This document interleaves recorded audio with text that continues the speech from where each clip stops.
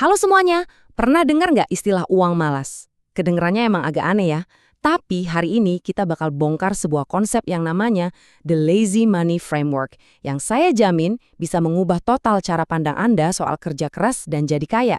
Coba deh jujur, pernah nggak sih ngerasa udah banting tulang, kerja pagi ketemu malam, tapi pas lihat isi rekening kok kayaknya gini-gini aja ya? Nah, kalau Anda pernah ngerasa gitu, tenang, Anda nggak sendirian kok. Ini jebakan yang dialami banyak banget orang. Nah, ini dia nih ide utamanya yang mungkin kedengaran rada nyeleneh ternyata. Bekerja keras dengan cara menukar waktu Anda demi uang, itu justru cara paling lambat buat jadi kaya. Loh kok bisa? Aneh kan? Yuk kita bedah bareng-bareng alasannya. Inilah yang disebut perangkap kerja keras atau the hard work trap. Dari luar kelihatannya kan masuk akal ya, kerja keras ya dapat uang. Tapi tanpa kita sadari, sistem ini justru yang mengunci potensi penghasilan kita. Gimana tuh cara kerjanya? Gini, inti masalahnya itu simple banget. Kita menjual waktu kita. 1 jam kerja dibayar sejumlah uang. Masalahnya, waktu kita itu terbatas. Cuman ada 24 jam sehari.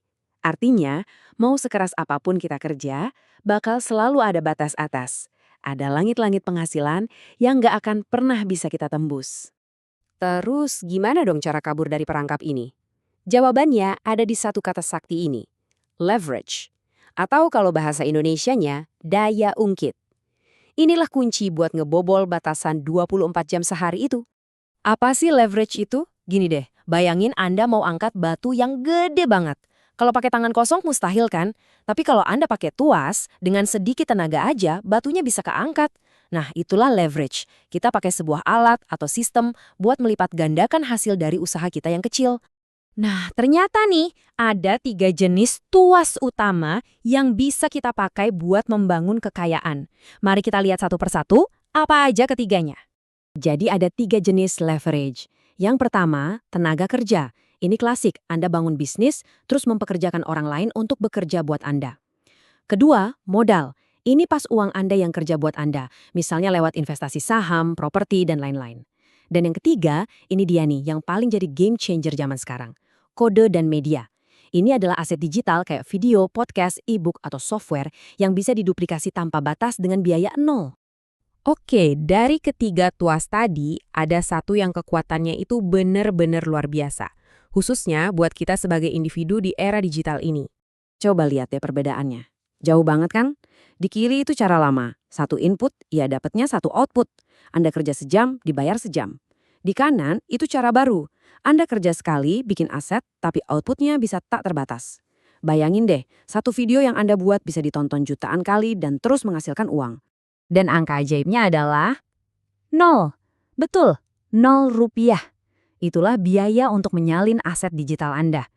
Setelah sebuah video atau e-book jadi, biaya untuk ngasih ke orang kedua, ketiga, atau bahkan ke orang ke 100 juta itu ya 0. Ini adalah sebuah superpower yang nggak dimiliki generasi sebelum kita. Jadi, pesannya jelas banget. Kalau kita mungkin belum punya modal segunung untuk investasi atau belum bisa gaji banyak karyawan, jalan tol menuju kekayaan hari ini ada di sini, lewat kode dan media. Ini adalah leverage yang paling demokratis dan paling kuat yang pernah ada dalam sejarah. Oke, teorinya keren banget, tapi gimana prakteknya? Nah, kuncinya ada di sebuah prinsip yang disebut input only. Gampangnya, kita fokus membangun sesuatu yang bisa terus bekerja untuk kita, bahkan saat kita lagi tidur pules. Prinsip input only ini benar-benar mengubah cara kita mikir.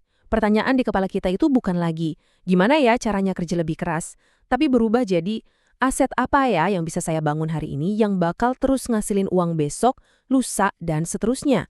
Fokus kita geser, dari sekedar mengerjakan jadi membangun.